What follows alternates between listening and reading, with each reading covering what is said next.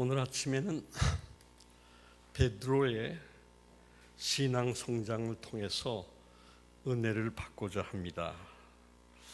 예수님이 3년간 사역하시는 동안에 교회당을 짓지 아니하셨습니다. 그리고 책 한 권도 쓰지 않으셨습니다.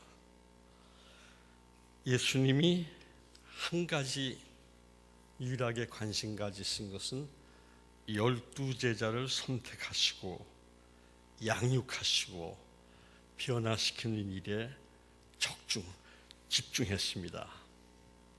사람이 먼저입니다. 예수님의 생각은 적중했어요. 예수님이 부활 승천한 다음에 제자들은 필요에 의해서 사복음서, 가스프를 쓰고 그 다음에 편지를 쓰고 그 다음에 그들이 모여서 예수님의 순종하면서 마가의 다락방에서 기도하면서 성령 받고 복음을 증거하면 그 복음을 받은 사람들이 그 다음 사람에게 전하고 또 그 다음 사람에게 전하면서 이렇게 복음은 2000년을 내려와서 작은 겨자씨가 큰 나무가 되듯이 5대양 6대지를 덮은 일을 하셨습니다. 예수님께 양육받은 사람 가운데 12명 제자 가운데 베드로가 있습니다.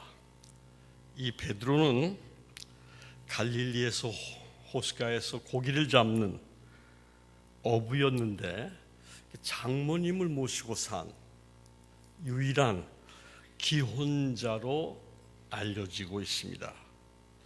성격이 바다에서 살아서 그런지 적극적이고 아주 행동적이고 남보다 열심히 있었습니다.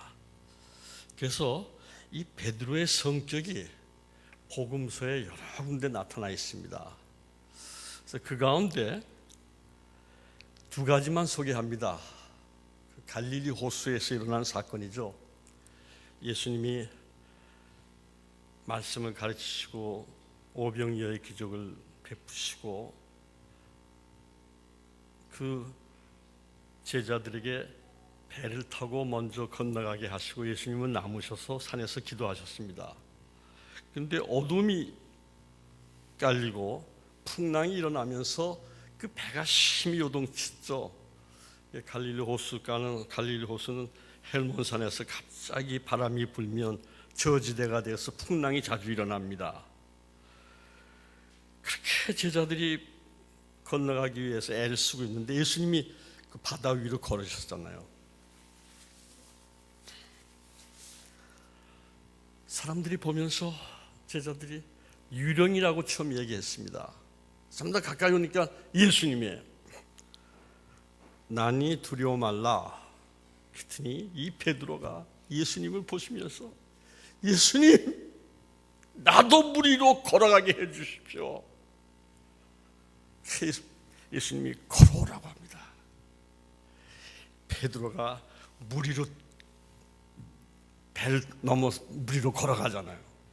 몇 발자국 걷다가 그냥 풍랑이 일어나는 거 보고 무서워서 무서움이 들자마자 물속에 빠졌습니다. 제가 지적하고 싶은 얘기는 어쩌면 그 베드로는 물 위를 걷고 싶은 그런 충동을 가졌을까? 참 적극적이에요.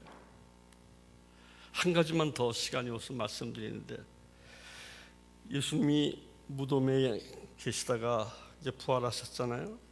거기 제일 먼저 찾아간 사람이 막달라 마리아.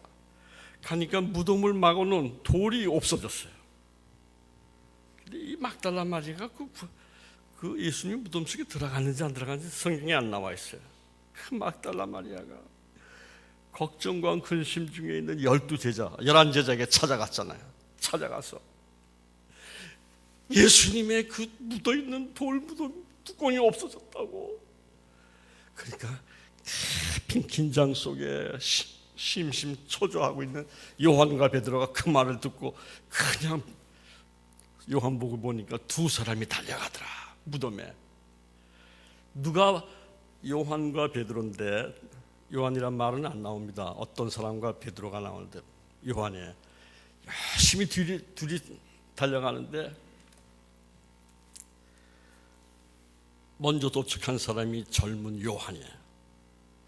요한은 무덤 속으로 안 들어가고 베드로는 오자마자 무덤 속으로 들어가는 거예요. 이 두 제자의 성격이 나타나요. 요한은 오자마자 돌 무덤이 없으니까 그 주변을 살피는 거죠. 먼저 이게 무슨 일이 일어났나 하고 여기저기 살피는 거예요. 근데 베드로는 들어가요. 오자마자 들어가요. 베드로는 적극적이고 행동적인 사람이다. 열심히 대단하고. 이 베드로가 이제 그 마태복음 16장에 보면 예수님이 마지막 자기의 3년간 사역을 정리하기 위해서 12 제자를 데리고 퇴수회 같은 걸 가죠. 가서 12 제자를 모아놓고 세상 사람들이 나를 누구라 하느냐 물어보시죠. 엘리야다, 선지자다. 그래 그럼 너희들은 나를 누구라고 하느냐 했더니 베드로가 또 나서는 거예요. 또 나서서 다 같이 따라서 합시다. 주는 그리스도시요 살아계신 하나님의 아들입니다. 그리스도란 말은 기름 부음 받은 하나님의 종이다. 하나님이 우리를 구원하려고 보내신 하나님의 종이다. 오만에 가득 차고 이기심에 가득 차고 자기의 자랑에 가득 차고 하나님 없이 살려다가 부서진 그 인생들을 찾아오셔서 그 한 사람 한 사람을 구원해 주시려고 오신 그리스도다. 여기 서 있는 양재성의 인생을, 여기 앉아 계신 여러분의 한 사람 한 사람의 생을 끌어서 그 부서지고 깨어진 데서 일으키셔서 하나님 앞에 바르게 살도록 기도하는 사람, 하나님 말씀을 순종하는 사람, 구원받은 백성으로 회복시키기 위해서 보내신 분이 그리스도다. 다 같이 주는 그리스도시요 살아계신 하나님의 아들입니다. 이 예수 그리스도가 여러분의 인생을 회복시켜 주시기를 축원합니다. 건강하게 만들어 주시길 축원합니다. 하나님께서 이민 생활을 우리들을 허락하셨는데 여기는 이질적인 문명이기 때문에 보다 사람들이 불안하고 걱정이 많고 안정을 찾지 못합니다. 그러나 이 광야 같은 이민 생활에서 하나님께서 여러분을 부르셔서 그리스도를 만나게 하시고 아름다운 딸로 아들로 회복시켜 주시기 위한 섭리인 것을 믿으시기 축원합니다. 그렇죠? 살아계신 하나님의 아들이다. 그때 예수님께서 베드로에게 네 육신이 알게 한 게 아니다. 하나님이 알게 하셨다. 네가 한 신앙 고백 후에 내가 교회를 세우겠다. 베드로가 기분이 좋죠. 예수님이 조금 있다가 그 말씀, 내가 예루살렘에 올라가 박해를 받고 십자가에 죽게 될 것이다. 그리고 사흘 후에 부활하게 될 것이다. 그랬더니 베드로가 예수님 십자가를 지시다니요? 안 됩니다. 강하게 자기 주장을 한 거죠. 그랬더니 예수님도 지지 않으시고 그때 사탄아 물러가라. 내 뒤로 물러가라. Get behind me. 너는 사람의 일을 생각하고 하나님의 일을 생각하지 않는도다.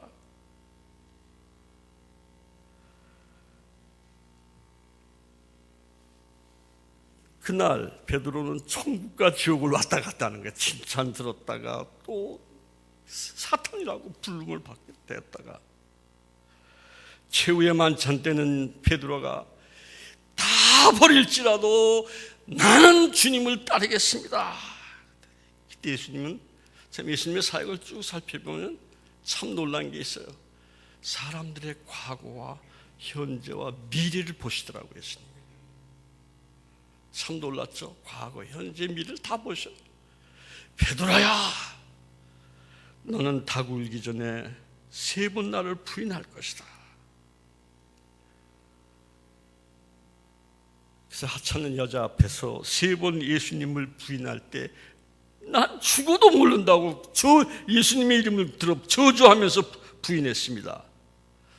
근데 닭이 울죠. 그래서 그 유럽에 가면 교회마다 지붕 위에 닭이 조각으로 이렇게 지붕 꼭대기에 있어요. 베드로의 그 신앙 사정을 그렇게 나타내는 거죠. 인간은 어차피 넘어졌다가 다시 일어나고 또 넘어졌다가 다시 일어나는 게 인간의 삶입니다. 어린아이들이 수없이 넘어지고 무릎에 상처 생기면 또 밴드를 바르고, 그렇게 하면서 아이들은 걸음마를 배우고 일어납니다. 미식 축구에서 제일 먼저 배우는 게 팀을 짜고 어깨를 서로 맞대고 상대방을 밀치면서 신내기를 하는데, 가르쳐주는 게 쓰러지는 것부터 가르쳐준대. 코치가 쓰러지는 방법부터 가르쳐준다. 그러나 계속 쓰러져서 계속 넘어지기만 하면 안 되잖아요. 오늘의 넘어짐은 내일에 일어서기 위한 경험인 것을 믿으시기 축원합니다. 계속 넘어지면 어떻게 해요? 넘어졌다 일어나는 걸 봐야지 아버지가 시원하고 엄마가 기쁘죠. 일어서시기를 축원합니다. 베드로는 다시 일어났어요. 목회를 했습니다. 오늘 본목회서에 쓴 글을 보면 이렇게 그의 글, 베드로 후서 2번째 편지에서 그랬습니다. 주 예수 그리스도의 은혜와 저를 아는 지식에서 자라가라. 그리스도의 은혜를 알라. 여러분, 예수님이 우리에게 베푸신 은혜 가운데 가장 큰 것은 참으시고 기다림이신 줄 믿습니다. 사랑은, 고린도전서에 보니까 사랑은 오래 참고, 하나님이 우리 인생을 향하여, 내 개인을 향하여 오래 참으시고 기다리신 것을 믿으시기 바랍니다. 그리고 그는 용서하시고 그는 제2의 기회를 주십니다. 이 세상은, 법들은 잘못되면 스트라이크 아웃을 시키지만 예수님은 오셔서 용서하시고 또 다른 기회를 주시는 자비하신 하나님이신 것을 믿으시기 축원합니다. 그 은혜를 알라. 저를 아는 지식에서 자라가라. 날이 가고 달이 갈수록 예수님의 본질에 대해서, 예수님의 삶에 대해서 깊이 알아가라는 거예요. 이것은 베드로가 자기 신앙의 어떤 지난 날을 생각해 보니까, 지난 날에 자기가 예수님을 쫓는다고 할 때 자기 생각대로, 자기 멋대로 예수 믿은 거예요. 아버지 예수님의 생각, 마음, 아픔이 무엇인가를 생각 안 해요. 그저 열심 가지고 행동주의적으로 그냥 자기 생각대로 쫓아가는 거예요.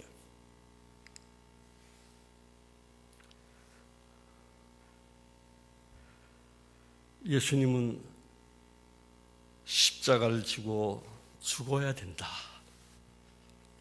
그래야 밀 하나가 땅에 떨어져 30배, 60배, 100배를 맺지 않느냐. 예수님의 그 생각이에요. 그런데 베드로는 예수님의 그 십자가 짓고 죽고 다시 살아야 되면서 구원을 완성시키는 그 깊은 예수님의 마음속에 있는 생각과 뜻을 알라고 노력하지 않은 거예요. 그렇기 때문에 베드로는 부끄러운 일을 당한 거예요. 이 성경을 보면서 예수님의 일대기 영화 같은 걸 보면서 빌라도가 마지막에 예수와 바나바 둘을 놓고 유대인 군중에게 너희들에게 이 6월절 날에는 죄인 하나를 놓아주는 법이 있다. 너희는 예수, 바나바 둘 중에 하나를 택하라. 빌라도는 생각에는 예수님을 살리려고 그 관례를 꺼내서 공포한 거예요. 퍼블릭 스테이트먼트.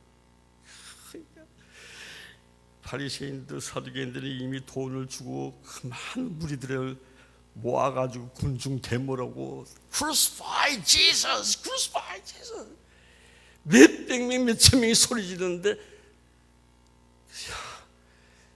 예수님을 살려, 예수님이 의인이고 예수님을 살려달라고 하는 사람 하나도 안 나타나. 지저스 오브 나사렛에 보니까 딱 한 여자가 나타나더라고. 막달라 마리아가 손을 들면서 예수님은 죄인이에요. 죄인이 아닙니다. 딱 하나 나타나. 그때 12제자 가운데 베드로가 좀 나섰으면 좋았을 텐데 12제자 가운데 한 사람도 그런 사람이 없어요. 참 가슴이 아프더라고요. 이 베드로가 예수님의 그 생각과 그 가야 할 길, 그렇게 하나님의 섭리를 잘 이해했더라면 베드로가 그 여자 앞에서, 여인 앞에서 예수님 모른다고 3번씩 모른다고 부인 안 했을 거예요. 자기 멋대로 믿다가 자기 멋대로 재단하고 자기 멋대로 생각하다가 이렇게 부끄러운 일을 당했습니다. 제가 은퇴한 다음에 펜실베니아 인디아나 유니버시티에서 학원 목회를 하는데 그 주보의 뒤에다가 우리 교인들에게 그 신앙 칼럼을 각 가정에서 자기가 생각하는 신앙 고백을, 신앙 간증을 쓰라고 했는데 그 글 가운데 하나 남는 게 있어요. 김정현 집사님이라고 지금 교육공학 박사 학위 논문을 쓰고 3남매를 키우는 닥터 콜렌의 집안아이인데 그 김정현 집사님이 쓴 글이 생각나요. 우리 집에 코코라고나 작은 개, 우리 지금 함기도 집사님 집에 갔더니 그 개는 크더라고. 그거보다는 좀 절반 되는 크기인데 이 개를 갖다 키우려고 할 때 집안에 막 다니고 막 똥도 싸야 되고 몸도 닦아줘야 되니까 귀찮아서 이걸 키울 거냐 안 키울 거냐인데 애들이 자꾸만 키우자고 그래서 그 개를 200불에 사다가 키운 거예요. 키웠다고 그래요. 그런데 이 개가 어디 갔다 들어오면 그렇게 반기고 애들하고 나가고 어디 뛰어나가면 같이 열심히 뛰고 근데 그 개가 늘 자기 앞에서 귀를 쫑긋거리고 말이야 눈두랑을 반짝반짝하면서 주인의 얼굴 본대 이렇게 본대. 그래서 이 김정현 집사님이 닥터 콜렌의 부인이 나는 우리 주님을 그렇게 바라보고 우리 주님의 생각을 알려고 노력했던가. 그렇게 글을 썼어요. 아직도 마음속에 감동이 남는 글이에요. 베드로는 사실 자기 멋대로 이렇게 예수님을 생각하고 예수님 십자가 지지 말아야 된다고 그러고 막 자기 생각을 몰고 갔는데 이보다 더 심한 사람이 있었어요. 누구냐 하면 가룟 유다예요. 가룟 유다는 머리가 좋은 사람이에요. 예수님이 민족의 지도자로 일어나셔서 모든 잘못된 종교 계획을 하고 민중의 힘을 모아서 로마와 대항하고 독립된 국가를 이룩한 게 가룟유다의 생각이에요. 근데 예수님 위대하기 때문에 그 참 3, 4, 5천 명씩 군중이 모이고 예수님의 말씀과 기적에 도취돼서 예수님 쫓아다니는데, 가룟유다는 예수님이 좀 그렇게 했으면 좋겠는데 그런 충분한 지도자로 믿었다고요. 근데 예수님 그런 생각이 전혀 없어. 그래서 가룟유다는 예수님을 죽음의 코너에다가 몰면 예수님이 자기가 살기 위해서 제자들에게 지시하고, 또 예수님의 살아계실 때 그 민중 세력 가운데 하나가 소위 그 무장혁명하는 젤로 당원들 아니에요. 그들의 힘을 빌리고 군중을 모아서 뭘 일으킬 것이다.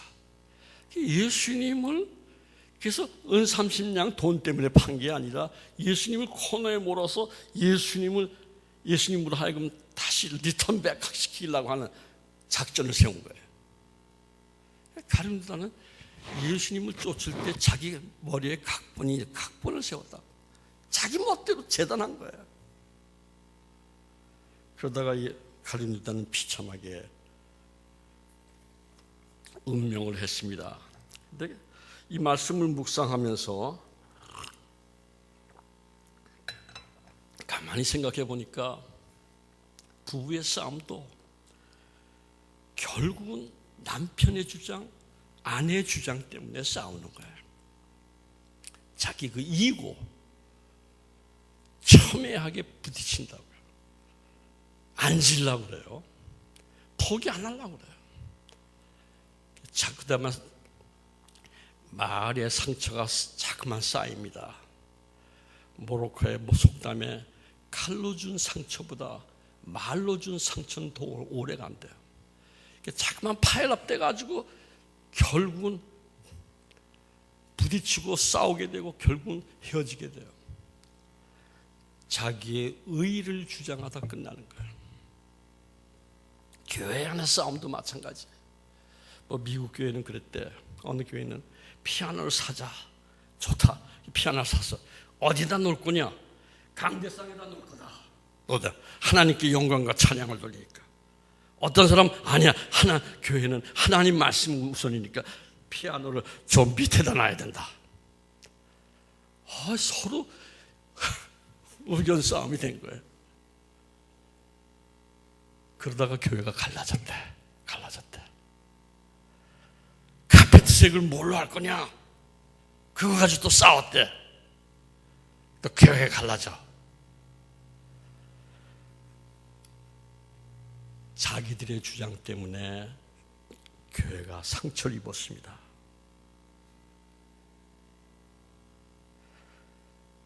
저는 그 군성교회를 하는데 150명 내지 200명 모이는데 우리 예배 순서 가운데 주기도문, 그 주기도문과 찬양을 불러요.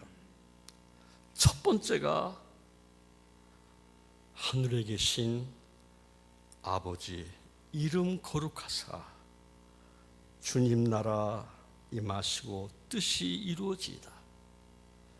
한 150명, 200명 온데 이 아이들이 교회 잘 모르는 아이들이에요. 그런데 얼마나 우렁차게 부르는지 참 내가 감동이 돼요. 여보 한번 해봐요. 예? 같이 한번 해봅시다. 아시는 분 1절만 다 같이 시작. 하늘에 계신 아버지 이름 거룩하사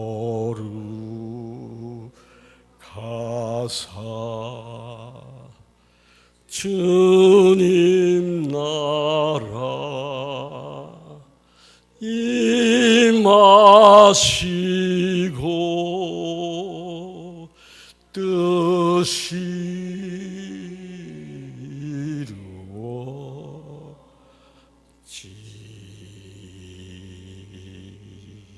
이루어지다. 한 가정에 남편의 뜻이 이루어지는 게 아니야. 아내의 뜻이 이루어지는 게 아니야. 교회 안에 A 그룹이 뜻이 이루어지는 게 아니고 B의 그룹이 이루어지는 게 아니야. 하나님의 뜻이 이루어지고 그 나라가 이 땅에 이루어지옵소서. 그렇게 기도하는 사람과 자기의 이기심과 자기의 주장이 이루어지려고 노력하는 사람과의 차이가 있어요. 자기의 이기심, 자기의 이고, 자기 프라이드가 이루어지려고 노력하는 사람들은 마음이 불안해요. 마음에 평화가 없어요. 거기에 다툼이 있어요. 그러나 주님 이름이 거룩하여지고 주님 나라 임하게 해달라고 하는 그곳에 평화와 기쁨이 있는 줄로 믿습니다.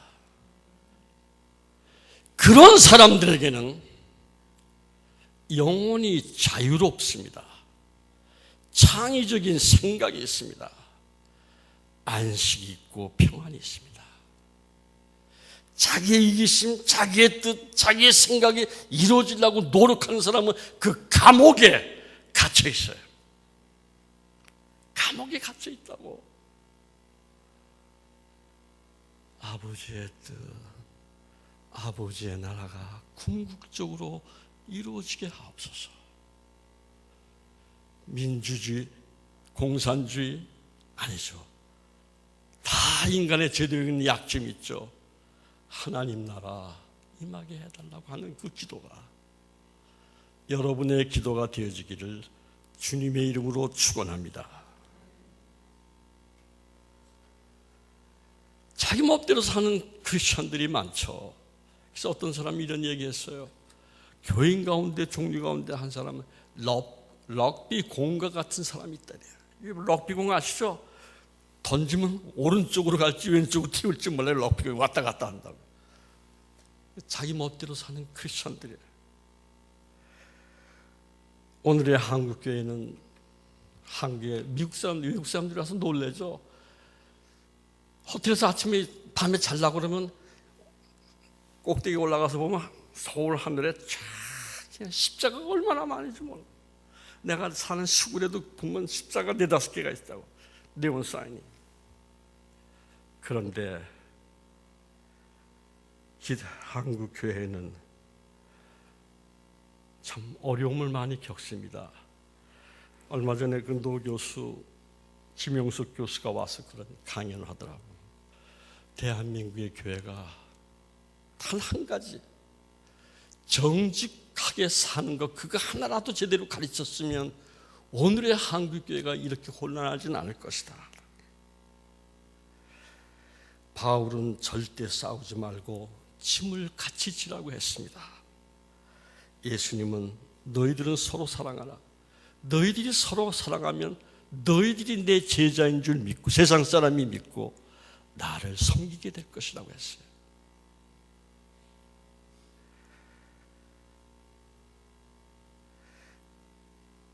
이 성숙해진 베드로는 다시 한번 그 바르게 아는 일을 강조합니다. 베드로후서 1장 2절에 하나님과 주 예수를 알므로 평강과 은혜가 너에게 충만히 이루어지길 바란다. 세상 사람들이 이 세상에 제일 먼저 구하는 게 지금 평화 아니에요. 평화, peace, 은혜. 그것이 예수 그리스도를 바로 아는 데서 온다는. 제 목회 경험 가운데 주일날 새로 오는 교인이 옵니다. 주소 적어줍니다. 그럼 고당 월요일날 신방 갑니다. 신방 갈 때 그때 내비게이션도 없어요. 그냥 자동차 해가지고 30-40마일 떨어진데 짧은 영어로 미국 사람한테 물어가면서 참 땀 흘리면서 가요. 근데 올 때는 참 편하네요. 힘써서 그 길을 찾아갔기 때문에 오는 길을 많이 알게 돼요. 마음이 평안해요. 오면서 노래도 불러요.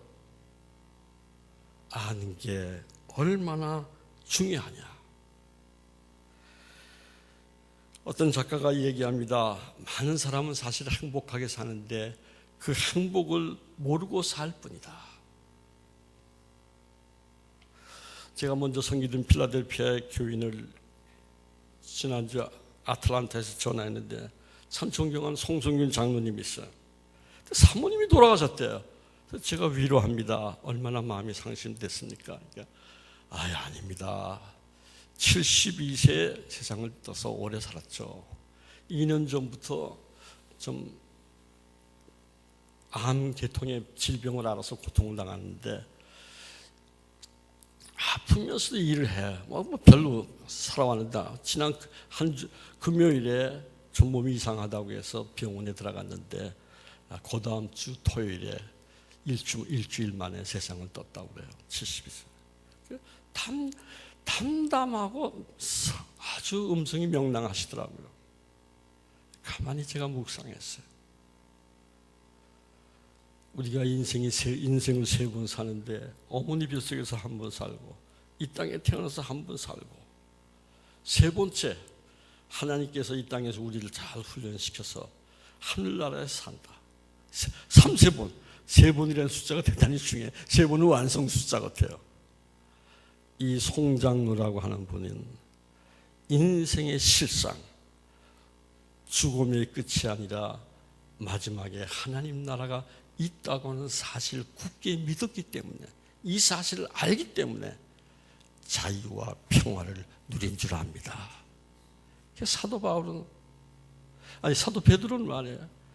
자기가 그냥 자기 열심만 가지고 믿었던 이 태도를 고치면서 베드로 후서의 자기의 목회에서는 그렇게 교육적인 인간으로 변한 거예요. 천번의 축복의 기도가 너희가 하나님과 주 예수를 알므로 은혜와 평강이 너에게 넘치기를 원한다. 어디서 평화와 은혜를 찾습니까? 예수 그리스도를 바르게 알므로 평강과 은혜가 충만해지기 바랍니다.